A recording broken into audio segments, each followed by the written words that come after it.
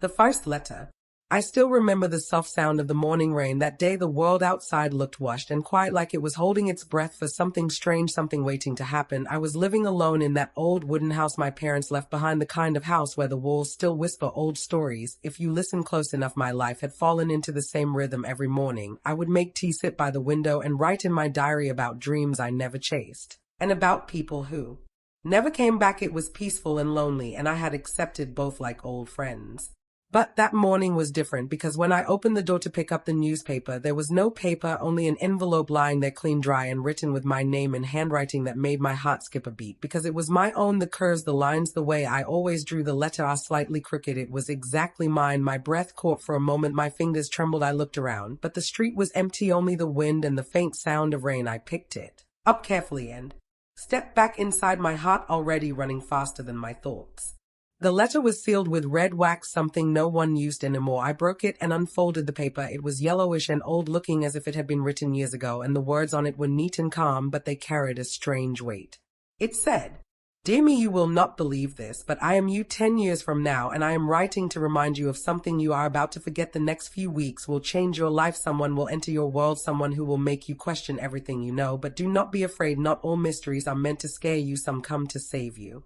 My hands went cold. I read it again and again, trying to find a trick. Maybe someone was playing with me. Maybe an old friend found my handwriting and tried to tease me. But deep inside, something else whispered, what if it was real? What if it was really me? The next day, I waited, hoping another letter would appear, but nothing came. By the third morning, I almost forgot about it until the doorbell rang. I opened it, and there stood a man holding a suitcase. His smile was nervous but kind. He said he was new in town. His name was Daniel. He had rented the small apartment next to mine and asked if I could recommend a good cafe nearby. I nodded, still distracted by the memory of the letter, but something about him felt oddly familiar, like I had seen him in a dream long ago. Days turned into weeks. Daniel and I started meeting more often. He loved old books and music from the 70s, and he talked about time like it was something you could touch. He told me he once believed that people leave echoes of themselves in the air, and that sometimes if you listen closely you can hear them. I laughed, but secretly I thought about the letter and wondered if maybe he was the one it spoke of. Then one night, as we sat on the porch watching the streetlights blur through the mist, he said something that froze me. He said, "Do you ever feel like your life is already written somewhere and you are just reading it page by page?" I stared at him speechless, because that was exactly what I wrote in my diary last week, the same words in the same order. That night I couldn't sleep. I opened the drawer where I kept the letter and read it again. The words felt alive. Now they pulsed in the quiet room, as if whispering that the story had just begun. I looked at the empty space beside the first letter and wondered if another one would come, and if it did, would it still sound like hope, or would it sound like warning? The following morning I woke up early before sunrise and opened the door slowly, half expecting another envelope. And there it was, another letter, same handwriting, same wax seal, but this one felt heavier, the paper thicker, the wax darker. I held it like it might break, and then I opened it. It said, "You met him yesterday. You felt something you couldn't explain, but listen to me. This connection will test you. He carries secrets that will change how you see the world. Do not turn away from him, but do not give your heart too quickly either, because not every love survives the truth." I stood there, frozen, rain dripping from the roof like slow tears falling onto the porch. I looked toward Daniel's window, but the curtain was still closed. The town was asleep, and I was standing there holding a letter from my future, warning me about a man I barely knew. For the first time in my life, I didn't know what to believe. My heart wanted to chase the mystery, my mind wanted to burn the letter and forget, but my soul whispered something softer. Maybe destiny does not always wait. Maybe sometimes it writes to you first. And so I folded the letter carefully and placed it beside the first one. Then I sat by the window again, watching the pale light spread across the sky, wondering what tomorrow would bring, wondering if there would be another letter, and if it would still sound like me or like someone I was yet to become. The world outside moved on, but inside that house time had started to behave differently, like every second carried two meanings, one for the past and one for the future, and I was trapped in between, reading the story of my life before it was lived. And as I sat there, my heart beating faster with every thought, a strange feeling rose inside me. Maybe I wasn't alone in this. Maybe someone somewhere already knew how it would all end. Maybe they were just waiting for me to read the next letter. Days passed quietly, yet nothing inside me felt the same. The air around me felt heavier, like every breath carried a secret. I wasn't ready to know Daniel, and I had begun to meet almost every evening, sometimes to talk, sometimes to just listen to the sound of the old town settling into the night. We shared stories about music, about broken dreams, about things we both lost before life had even begun. I didn't tell him about the letters, not yet. Something told me to wait. Something whispered that the right moment would reveal itself, and when it did, I would know. One evening, he brought an old record player. He said he found it in an antique shop downtown, and he wanted to see if it still worked. The music that came out was soft, scratchy, filled with old memories. It was a love song from 1979, the kind that could melt the coldest night. He looked at me through the warm glow of the lamp and asked if I ever wondered what love felt like before the world got too fast, before everything became noise. I didn't answer, but deep down I knew I was already beginning to feel something that scared me and comforted me at the same time. That night I dreamt I was standing on the porch again, holding another letter, only this time the handwriting was faint, like it was fading away. I woke up before I could open it, my chest heavy, my palms sweating. I turned on the light and tried to calm my breathing, and that was when I saw it lying on the table by the window, the third letter, real and waiting for me.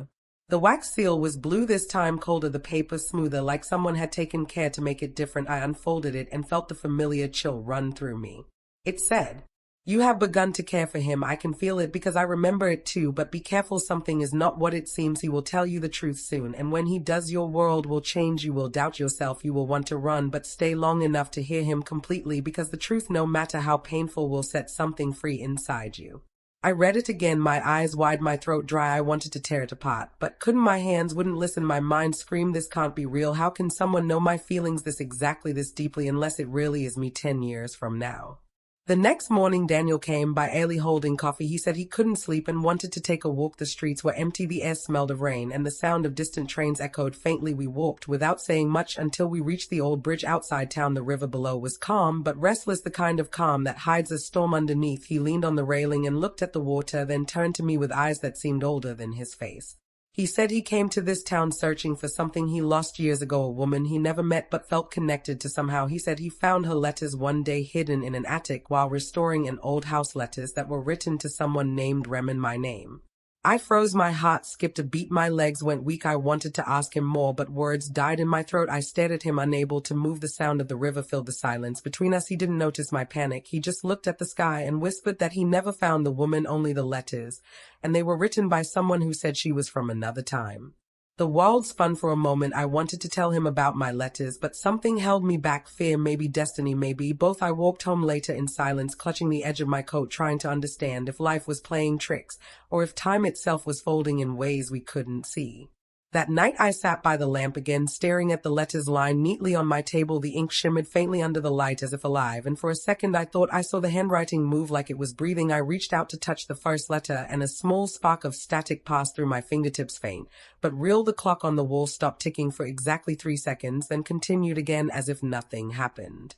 My breath trembled. I stood up and whispered into the stillness, asking the empty air, "Who are you? Why are you doing this? What am I supposed to learn from all this?" But there was only silence, the kind of silence that doesn't just fill the room, it fills your chest too. The next few days I tried to distract myself, Daniel, and I still met sometimes, but every time he smiled I remembered the letter. Every time he laughed I heard the warning in my head. I started wondering what truth he was carrying, what secret was buried beneath that kind voice and gentle eyes. On the 5th morning after the 3rd letter, I found another envelope, but this one wasn't on my porch. It was inside my house on my desk, as if someone had placed it there while I slept. I picked it up, my heart racing, my mind refusing to believe, but my soul already knowing it was real. I didn't open it right away. Instead, I stared at it for a long time, feeling that strange pull that both frightened and fascinated me. This time the wax was black, the paper faintly warm, as if it had just been written. I knew this one would not just warn me, it would begin to explain. And deep down I also knew whatever was coming next would either break me or make me understand everything I never dared to ask about life, love, and time itself. The messenger. The letter lay on my desk, silent and heavy, like it was breathing, waiting for me to make the first move. The air around it felt strange, like the house itself was holding its breath. I reached out slowly, my fingertips trembling, and lifted it into the dim light of the lamp. The wax seal shimmered dark and deep, almost alive. I broke it carefully and unfolded the page inside. It said, "You are not alone in this. He has been getting letters too. He will not tell you yet because he is afraid, but when he does you must listen carefully. He was chosen to carry what you cannot, and you were chosen to remember what he cannot forget. Together you will close a loop that has been open for too long." I felt my heart stop, my knees went weak, and I sat down staring at the paper, my eyes wide, my mind running wild. If Daniel was receiving letters too, who was sending them? Who was behind all of this? And what did they mean by closing a loop? I could hear the faint ticking of the clock behind me, steady and cruel like time, reminding me it was still in control. The next day I tried to act normal. When Daniel came over, he brought tea and old postcards from places he said he wanted to visit. One day I smiled and listened, but my thoughts were elsewhere. I wanted to ask him about the letters to see his reaction, but something told me not yet. Instead, I asked him why he always seemed so distant when we talked about his past. He looked at me for a long time before answering. He said there were things he couldn't explain, not because he didn't want to, but because he didn't understand them himself. He said sometimes he woke up from dreams that felt too real, like memories of a life he never lived, and sometimes those dreams led him to places he had never been before. That night when he left, I sat by the window again and watched him walk away under the streetlight, his shadow stretching long and thin across the wet road, and for a moment I thought I saw another figure walking beside him, faint and transparent like a reflection out of time. I blinked and it was gone, but I couldn't shake the feeling that something or someone else was watching us both. The next morning there was no letter outside, no sign of anything unusual. I almost felt relieved, but as I walked back into the living room, I saw a piece of paper sticking out from under the old record player, the one Daniel brought a week ago. I pulled it out and my heart skipped again. It was another envelope, same handwriting, same old paper, but this one had his name written on it instead of mine. It said Daniel. My hand shook as I held it. Should I open it? It wasn't addressed to me, but what if it was meant for both of us? What if the message inside explained everything? I hesitated for a long time before finally giving in. The seal cracked under my thumb and I unfolded the page. The letter said, "Do not be afraid to trust her. She will think you are hiding something, but you must protect her from what is coming. When the sky turns red, go to the bridge and wait. She will understand." The words blurred for a second as my mind tried to make sense of them. When the sky turns red, what could that mean? What was coming? And why the bridge? I folded the letter back and hid it under my pillow, my heart beating fast. I knew now, there was no denying it. Someone or something was guiding both of us like pieces on a board, and I didn't know who was winning. That evening when Daniel came again, he looked nervous. He kept glancing at me, then at the window, his hands restless. Finally, he said he had something to tell me, but I had to promise not to think he was crazy. I nodded, afraid but curious. He said a few months before coming here, he started finding strange letters outside his apartment. No name, no address, just words that seemed to talk directly to him. They told him to come to this town to find someone who lived in an old wooden house with blue curtains, and to stay close to that person no matter what. He said he didn't understand it, but when he saw me that first day, something in his chest told him he was where he was meant to be. I didn't know what to say. Every part of me wanted to believe him, because believing meant I wasn't alone in this, but another part of me whispered that something bigger was at play, something neither of us could see. The next few days felt like walking through a dream. The town seemed quieter, the nights longer, and sometimes when I passed by mirrors or windows, I thought I saw flashes of light, like the world was flickering between two moments that didn't belong together. Then one evening the sky turned red, not like sunset, but deeper, darker, like the air itself was burning. I ran outside and saw Daniel already there, standing by the road looking at the horizon. We didn't speak, we just knew where to go, the bridge. When we reached it, the river below glowed faintly crimson, reflecting the strange light. Daniel pulled out a letter from his coat and handed it to me. He said it appeared on his bed that morning, but he didn't open it because he felt it wasn't for him, it was for me. I took it with shaking hands and opened it. Under the trembling light, the words were short and final. "This is where it begins and where it will end. What you choose tonight will decide everything. Do not let fear speak for you." I looked at him, his face pale under the strange sky, and for the first time I realized I wasn't just caught in a mystery. I was standing inside something bigger, something written long before either of us was born. He reached for my hand and said quietly, "I think we were meant to find each other." And as the wind rose and the river shimmered below, I felt something shift in the air, like time itself was taking a breath before changing direction. When hearts remember. The red sky faded slowly, leaving behind a strange silence that wrapped around everything like fog. Daniel and I stood on the bridge, still holding hands, the world around us quiet, as if time itself was catching its breath. I could feel the tremor of his heartbeat against my palm, steady and real, the only thing grounding me in that moment. We didn't speak. There were no words that could carry what we felt. We just looked at the river below, where the reflection of the sky turned dark again, like nothing ever happened. When we walked back home that night, something between us had changed. There was a pull between our steps, like the air had become heavier with something unsaid. I wanted to ask him what he thought it all meant, but my voice wouldn't come out, so we walked in silence, side by side, under the sound of our footsteps on the wet road. The next few days passed in a haze. I started seeing Daniel every day. Sometimes he would bring old books, sometimes we would just sit by the porch and talk about things that didn't matter, but always felt like they did. I could feel myself beginning to trust him in ways I hadn't trusted anyone before. It scared me, but it also made me feel alive for the first time in years. He told me he used to believe that love was something people built slowly brick by brick, but lately he felt it was more like a memory, something you recognized the moment you saw it, even if you didn't know where it came from. I looked at him and my chest tightened because I felt the same way, like we weren't meeting for the first time, but finding each other again after a long time apart. One evening he showed up at my door with a small box wrapped in old brown paper. He said he found it at the antique store and thought I might like it. Inside was a pocket watch, beautiful and fragile with tiny engravings along the edge. He said he didn't know why, but it reminded him of me. When I opened it, the hands weren't moving, yet the second I touched it, the ticking began, faint but alive. The sound filled the room like a heartbeat. That night I placed it beside the letters and whispered quietly to the silence, asking whoever was listening what all of this meant. The air felt thick, like someone was there with me, though unseen, and for the first time I wasn't afraid. I felt guided, like every step, every choice was leading somewhere meant to be. Days blurred into weeks, our bond grew stronger. Daniel and I started writing small notes to each other, leaving them by the door, just simple words like "Are you okay?" or "Meet me at the bridge," or "The tea is still warm." It became our quiet language, our way of saying "I'm here" without saying the words aloud. Then one night as we sat by the fire, Daniel asked if I ever thought time could feel love. I looked at him puzzled, and he said maybe time bends not because of science or magic, but because of emotion. Maybe when two hearts remember each other, time tries to fix what it once broke. His voice was soft and trembling, like he was speaking from somewhere deeper than memory. I wanted to tell him about the letters right then, but something stopped me. I was afraid that speaking about them would make them vanish like smoke, that maybe some mysteries lose their power when exposed to the light. Instead, I asked him what he would do if someone told him his future was already written. He smiled that quiet smile and said, "Maybe it is, but that doesn't mean we can't change how we live it." The next morning there was another envelope, but this time it wasn't on my porch or desk. It was under the pocket watch. When I lifted the watch, the letter was just there, waiting like it had been hidden inside time itself. The wax seal was silver, almost shimmering. I unfolded it with shaking hands. It said, "You are beginning to feel what I once felt. This love is the key, but it will also be the test. When the past meets the present, you will understand why the letters began and why they must end. But do not let fear take what time is giving you. Love bravely. It is the only thing stronger than destiny." I sat there staring at the words, my heart heavy, my eyes burning with something I couldn't name. This letter felt different, softer, filled with warmth instead of warning. It wasn't just a message, it was a permission. That evening when Daniel came by, I couldn't hold it anymore. I told him everything. I showed him the letters, every one of them. He listened quietly, his face pale, his eyes wide, not with disbelief but recognition. When I showed him the one addressed to him, he took it slowly, his hands trembling. He read it silently, then looked up at me with tears in his eyes. He whispered that he had been waiting for me to say this because he had letters too, and they told him the same things, just from another side of the story. He said his letters came from someone who signed them with my name.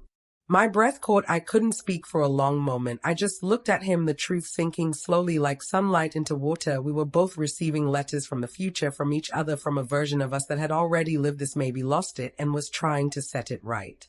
We sat there in silence for what felt like forever, the fire crackling softly between us, and for the first time the weight of all the mystery didn't feel frightening. It felt sacred, like the universe had chosen us to finish a story that time itself couldn't complete.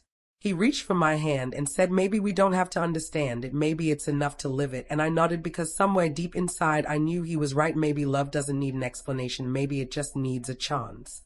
That night as I lay in bed, I felt a calm I hadn't felt before. I looked at the letters resting under the pocket watch, and for the first time they didn't feel like warnings. They felt like promises, like messages from a future that believed in us even when we didn't believe in ourselves. And as I drifted to sleep, I whispered to the darkness, "If time is listening, thank you for giving me another chance to find him."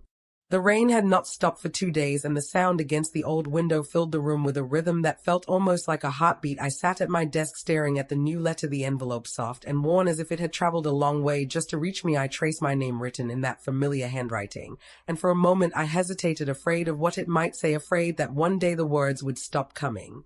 Daniel knocked softly before stepping inside, his hair slightly wet from the rain, his smile tired but gentle. He always brought warmth into rooms that had forgotten sunlight. He saw the letter in my hand and didn't ask anything. He just sat beside me, his shoulder brushing mine. The silence between us felt heavy yet comforting. I opened the letter slowly and unfolded the paper. The scent of old ink filled the air. It said that I would face a choice soon, that someone close to me would need forgiveness, and that love would be my only guide. I read those words over and over, my heart sinking, though I didn't fully understand them. Daniel reached for my hand and asked me if I was okay. I looked at him and saw the concern in his eyes, and I wanted to tell him everything about the letters, about the fear and the hope that came with them, but the words stayed locked inside me. I just smiled weakly and said that it was another old memory from the past trying to find its way back to me. Later that night, when the storm grew louder, I found Daniel in the kitchen fixing a loose wire in the old radio. He had found it in the attic and said he wanted to hear the old songs from the 80s, the ones his parents used to play. I stood there watching him as the static faded into a melody soft and nostalgic, and he held out his hand to me. We danced there barefoot on the cold floor, our laughter mixing with thunder, and I forgot the fear for a while. The next morning another letter came, this one shorter. It said, "Remember that the people who love you most are sometimes the ones who will break your heart, but still you must love them because that is what saves you." I folded the note carefully and placed it inside the wooden box where I kept them all. When Daniel came over that afternoon, I asked him if he ever believed that life could send messages from the future. He looked at me curiously and said, "Maybe life does it all the time, maybe through dreams, maybe through people, maybe through mistakes that keep repeating until we finally listen." I didn't answer, but something in his words stayed with me. As the days went on, I found myself writing letters of my own, not to anyone specific, just to the future, to the girl I would someday become. I wrote about the things I was afraid of, about the way Daniel smiled when he didn't think I was looking, about the ache that came from not knowing why these letters kept arriving. I didn't send them anywhere. I just tucked them away under the floorboard near the window. That night when I closed my eyes, I dreamt of the same handwriting again, the same ink, the same scent, and a whisper that said, "Everything you love will matter more than anything you fear." I woke up with tears in my eyes and the feeling that maybe the letters weren't warnings at all, maybe they were reminders to keep holding on. And as the first light of dawn touched the curtains, I knew one thing for certain: the letters would keep coming until I was ready to understand them, and maybe Daniel had more to do with them than either of us yet knew. The morning felt too quiet, the kind of silence that hums softly inside your chest like something waiting to be spoken. I stood by the window watching the small town street come alive, children running to school, the baker unlocking his shop, the same rhythm that had filled my days since childhood. Yet today it all felt slightly different, as if something unseen had shifted. When I looked at the table, the new letter was already there, lying beside the old radio Daniel had fixed last night. I had not heard the door. I had not heard footsteps. The envelope was dry, untouched by dew or rain. I picked it up, my heart trembling, the handwriting still mine, still 10 years ahead. It said, "This time the person you trust most will soon ask you something, and when he does, listen closely, because that question will change everything." I read it again and again, trying to understand who it meant. I thought of Daniel, his gentle eyes, his warmth, and the way he sometimes looked at me as if he knew something I didn't. Later he came by with coffee and that familiar smile. He said he wanted to take me somewhere, a place he had found by the old bridge. I followed him, the air smelling of rain and rust, the path covered in wildflowers and silence. We reached an abandoned train station, ivy crawling over its bricks. Daniel stood there for a long time, staring at the faded sign. Then he turned to me and asked, "Do you ever feel like you've lived the same day before? Not exactly the same, but almost as if you already knew what would happen next." I froze, the letter, the warning, the words, everything connected for a moment, then slipped away before I could catch it. I asked him why he felt that way, and he said he dreamed of me long before we met. In those dreams, I always handed him a letter and walked away without saying a word. That night I couldn't sleep. I spread all the letters across the floor, reading each one under the flickering lamp, and I noticed something I had missed before. The dates, they were not in order. Some were from years that hadn't yet come, some from moments I couldn't remember living. One of them mentioned Daniel by name. The ink almost faded. It said, "If you ever meet him again, trust your heart even if your mind says run." I sat there shivering, though the air was warm, and outside the wind carried the sound of the train whistle from somewhere far away, a sound I hadn't heard in years. It felt like a memory breaking free from time. The next morning Daniel brought me a small box. He said he found it hidden inside one of the compartments near the bridge. Inside was an old photograph, a girl standing near the same station wearing the same dress I owned, the same smile, but beside her was Daniel, though the picture looked decades old. I felt my heart race as I turned the photo over. There were words written on the back, the same handwriting. Again, it said, "Sometimes love travels through time, not to be changed, but to be remembered." I looked at Daniel, he looked at me, and in that moment I felt both lost and found, as if all my lives were folding into one. The letters were no longer just from my future self. They were pieces of something bigger, a love that refused to fade even through time. The shadow returned. The nights had grown colder and quieter since the last letter arrived. Maya felt like the world had paused somewhere between memory and silence. Every corner of the house seemed to hold its breath, as if waiting for something unseen to move again. She spent her evenings by the window, listening to the soft hum of rain against the glass. Sometimes she thought she could hear footsteps outside, but when she opened the door there was only the wind carrying whispers through the old trees. Days passed with no sign, no paper, no words, and yet her heart kept expecting one more letter. She told herself it was over, that maybe the future had finally stopped speaking to her. But deep inside she knew something unfinished was still reaching out. Because love never ends quietly. It leaves echoes that refuse to fade. That evening as she walked through the hallway, she noticed something unusual. The air smelled of old perfume. The one she used to wear years ago when she still believed time could be kind. And then she saw it. A shadow reflected faintly in the glass of the old clock. It stood still behind her, then faded before she could turn. Her heart pounded, but she didn't feel fear. It felt familiar, like a memory returning from somewhere far beyond reason. When she stepped outside, the rain began again, soft, steady, endless. And there on the doorstep lay another envelope, soaked but unbroken. The handwriting was hers, yet not from any time she remembered.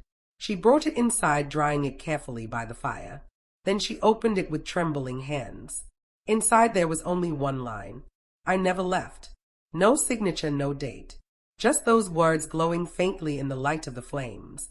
She read them again and again until her tears blurred the ink. Because somehow she understood it wasn't a warning. It was a promise. The next morning, sunlight filtered through the curtains in a way that felt different. Like the house itself had awakened. She walked to the mirror and found another message carved into the wooden frame. Do not be afraid. Her reflection looked back at her, softer, braver. She whispered to it that she wasn't. And for the first time she believed her own words. That afternoon she went to the attic where everything had started. Dust rose around her like mist as she opened the old chest again. Inside she found an old photograph she had never seen before. It showed her standing by the lake with someone whose face had faded with time. Only the outline remained, but she could feel the emotion within it. Love, the kind that survives everything, even distance, even years. Beneath the photograph was another letter pressed between the pages of a book she didn't remember owning. It carried a small daisy inside. The same flower he had given her before he left the small town in 1985. She remembered his words before leaving. Someday the wind will carry my heart back to you. Back then she had smiled and waved goodbye, believing it was just something people said when they were young and hopeful. Now, holding the daisy again, she realized the meaning had changed. Maybe it wasn't just about him. Maybe it was her own spirit reminding her that love outlasts fear. She stood near the attic window where the rain had stopped and the air smelled like earth and sunlight. She closed her eyes and whispered softly, "If you are still here, show me why." At that moment the candle beside her flickered, though there was no wind. It glowed brighter until the flame formed a faint shape. Aha! It lasted only a second, but it was enough. Maya smiled through her tears because now she understood.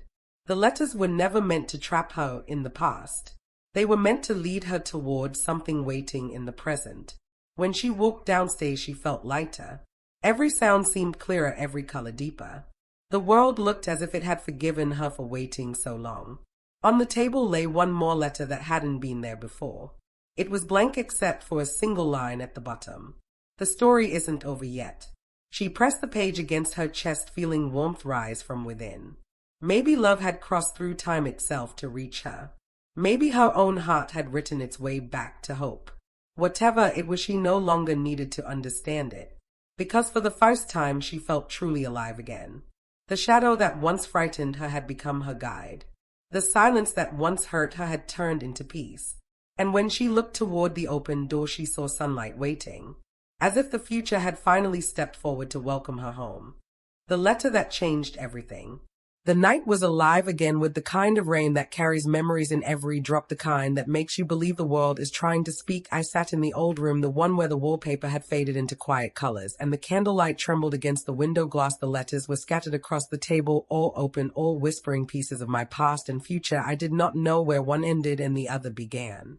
There was one envelope different from the rest, the paper thicker, the edges slightly burned, the seal a deep shade of red shaped like a broken heart. I touched it and felt warmth as if someone had just placed it there. I did not want to open it because I already knew it would change everything, but I also knew I could not ignore it. Every letter so far had led me closer to truth, and maybe this was the last piece.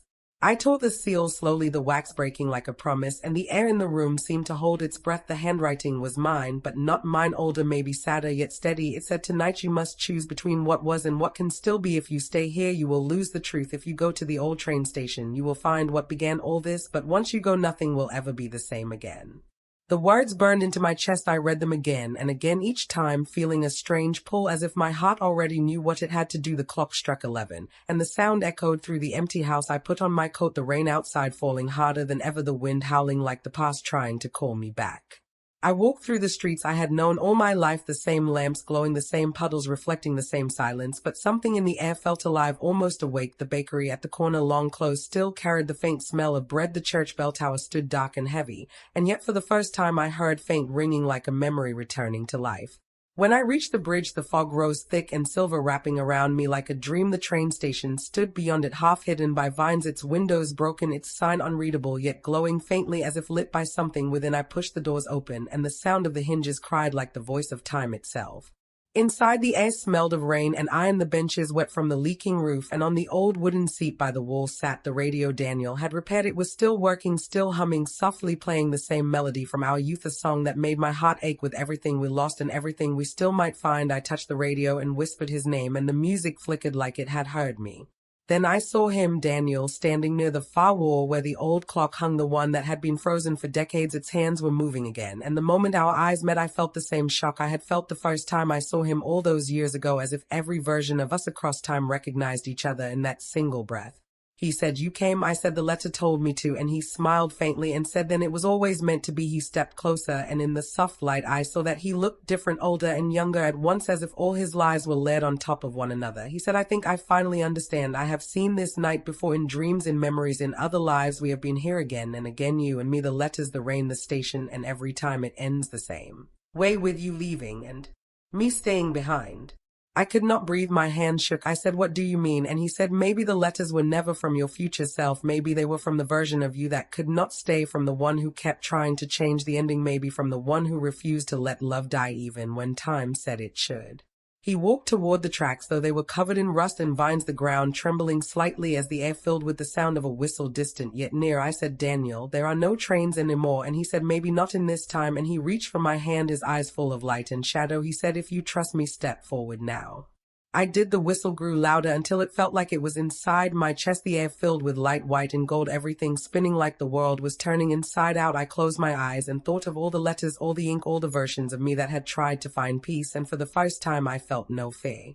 When I opened my eyes, the rain was gone, the air was warm, the sky a soft gold. I was standing on the same bridge, but everything was new, the trees young, the buildings freshly painted, the people walking below dressed like the old photographs from my parents' albums. The newspaper lying by the road said the year 1981. I turned slowly and saw Daniel standing behind me, smiling like he had been waiting for this moment forever. I touched his face, the same, but not the same, and whispered, "Are we back?" And he said, "Maybe we are not back. Maybe this is where the story was always meant to begin. Maybe we finally came home." The wind blew softly, the world shimmered like memory folding into dream, and for the first time in years my heart felt quiet. The life that never was. The morning came with a stillness that did not belong to this world. The air felt heavy, like a secret pressing against my skin. I woke up reaching for Daniel, but the space beside me was cold, the sheets untouched, his jacket gone from the chair. I waited a few moments, listening for his footsteps, for his voice calling my name from the kitchen, but there was only silence and the faint hum of the world outside sounding far away, like it had pulled itself apart from me. I searched every room, the bookstore, the small garden by the bridge, even the place near the old station where we used to sit and count the trains that no longer ran, but there was no sign of him, only the echo of his laughter still floating in the air like smoke that refused to fade away. I called his name again and again, my voice cracking against the walls, and for a second I thought I heard him answer from somewhere deep below the earth or inside my own heartbeat. That night I found another letter waiting for me on the windowsill, the paper damp from the rain, the ink smudged as if the words had been written through tears. It said, "I am still here, just not where you think, and when the hour turns you will see me again," but not as before. The letter was unsigned, yet I knew the handwriting, though my mind kept denying it. It was his. I spent days trying to understand the meaning. Every morning I searched the mailbox, the bridge, the train station, every corner of the town for another sign. Each night I wrote back to him, even though I had no address to send it to. I wrote about the dreams I had where he stood across the water reaching for me, but every time I moved toward him he disappeared into the mist. People in town began to notice I was changing. The girl at the bakery said I looked as if I was living in a memory that had forgotten how to end. I smiled, but I felt like glass cracking from the inside. Each step, each breath felt like walking on the edge of something unseen. I started hearing songs on the radio that had not played in decades, voices whispering my name between the notes. One evening while sorting the books in the store, I found something tucked inside an old novel, the same one where the first letter from the future had once appeared. It was a photograph, black and white, slightly burned at the edges. It showed me standing at the station holding an umbrella. Daniel was beside me, but the background was wrong. It was not this town. It looked older, brighter, as if it belonged to another time, and at the bottom of the photograph a message written in faint ink. Said this is the life that never was. I held the picture close to my chest, unable to breathe, because I understood then that maybe Daniel was not gone, maybe he had gone back, maybe the letters had always been doors and I had been opening them without realizing where they led. I remembered the last night at the station, the light, the sound, the promise we made, and I whispered his name again, hoping the air would carry it to wherever he was. The next morning I woke to find the entire table covered in letters, dozens of them, all in the same handwriting, mine and not mine. They were dated years apart, some from the past, some from the future, each one describing a version of life. We had lived together, a small house by the sea, a child laughing near the shore, a winter we never survived, a summer that never ended. Every letter felt real, as if I had lived them all and forgotten until now. I sat on the floor reading them one by one as the sun moved slowly across the sky, the world outside quiet, and still I felt like I was living inside a memory too large for one lifetime. And then I found one letter sealed in blue wax, the color of Daniel's old jacket. I opened it, and it said, "If you truly want to see me again, go to the station when the clock stops and bring the letters that began it all." So I waited for the night. The rain returned soft and cold, and I gathered every letter, tied them with a ribbon, the same one I had kept since the first day, and I walked to the station, the fog curling around me like the edge of a dream. The clock above the arch showed 11:59, and as the minute hand touched 12, the sound of a train echoed through the air, though there were no tracks anymore. The doors creaked open, and I stepped inside. The benches were covered in dust, but the radio still glowed faintly, the same melody playing slow and distant. I whispered, "Daniel, are you here?" And for a moment I thought I saw him in the reflection of the glass, his face clear, his eyes warm, his lips forming the words, "I am waiting." And then he was gone again, like light swallowed by water. I sat there for hours until dawn came and the world outside turned golden. I opened the letters once more and noticed something new. Every letter began to fade, the ink lifting from the paper like smoke, disappearing into the air, as if time was reclaiming its own story. I tried to hold them, but they dissolved in my hands until only one remained, the very first one, the one that started everything. It said, "Do not grieve for what was or fear what will be, because every version of us is still somewhere loving, still somewhere waiting. Time cannot destroy what love remembers." The sun rose higher, the fog melted away, and for the first time in months I felt peace, not because I had found him, but because I finally believed he was never lost. That night I wrote my final letter. I did not know if he would ever read it, but I wrote anyway. I wrote about the rain, the bridge, the sound of the whistle that still followed me through dreams. I wrote about love that had no beginning and no end. I folded the letter, placed it inside the empty box, and set it on the window ledge. The wind caught it gently and carried it toward the horizon. And when I looked up at the fading sky, I saw a train moving in the distance, gliding across tracks that should not exist, its windows glowing with warm light. And for a heartbeat, I thought I saw him inside, smiling at me as the world shimmered and time bent once more. I whispered goodbye, but it did not sound like an ending. It sounded like a promise.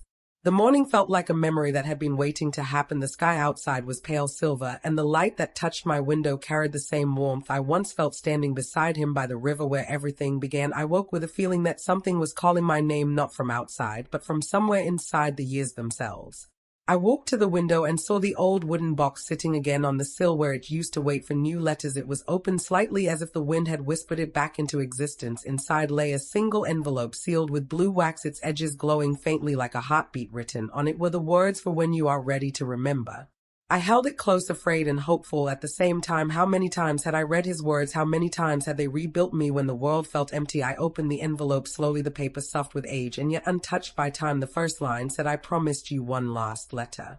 The words swirled through me like music. He wrote that he had walked the paths where we once dreamed, that he had seen every version of our story, the one where we met, the one where we never did, and the one we were still writing now. He said that love is not bound by the hands of a clock, but by the courage of those who refuse to forget. My knees felt weak, and I sat on the floor. The sunlight fell on the letter, making the ink shine gold, and I could almost hear his voice reading it aloud. He wrote that when time closed its doors, he found another way through, that every letter he had sent was a step closer to finding me again. The room filled with the scent of rain on wood. I looked around, and everything seemed alive with a quiet rhythm, the same kind of stillness that used to fill the air before he would appear at the bookstore door. I remembered how he would lean against the shelf, pretending to look for a book just to watch me write notes on old receipts and tuck them inside pages. He said once that words are safer when they hide between stories. I stood up and walked to the mirror on the wall. The reflection looked older, but behind my eyes I could still see the girl who waited by the bridge, who believed letters could change time. I whispered his name softly, "Daniel, can you hear me?" The window flickered, the curtains lifted, though there was no wind, and for a moment I thought I saw him, his silhouette in the light, not solid, but not gone either, and then the light faded, leaving behind the sound of distant footsteps like echoes from another year. I picked up the letter again, and another page slipped out hidden beneath the first. It was written in my own handwriting, though I did not remember writing it. It said, "Do not be afraid of remembering, because every memory is a door, not a wall. Follow them all, and you will find where the last letter belongs." My heart pounded. I looked toward the hallway, the air shimmering slightly like heat above summer roads. I began to walk, each step feeling heavier with the weight of both past and present. The walls around me seemed to whisper fragments of our story, the laughter in the old cafe, the promise at the station, the tears that fell when the last train left. When I reached the door, it opened by itself, and beyond it was not the street outside, but a corridor of light, long and endless, with floating letters drifting in the air like snow, each one carrying a name, a year, a moment from my life. I stepped forward, the letters brushing against my skin, leaving behind warmth like touches of memory. At the end of the corridor was a single door, painted deep blue, the same color as his eyes when he looked at me under the lamplight that night. I reached for the handle, my hand shaking, and a voice whispered softly, almost like my own, "Do not open it until you are ready to know why." I froze, my heart caught between fear and longing. What was behind that door? A truth, a memory, or an ending? I took a breath and whispered, "Then let it be today, because I have waited long enough." The door began to open, light spilling through brighter than dawn. The light poured through the doorway like water, washing away the years. I stepped into it and felt warmth spreading through me, not the warmth of the sun, but something alive, something that remembered me. I could hear faint voices, laughter, whispers, the rustling of paper, and I realized I was standing inside a place made of my own memories.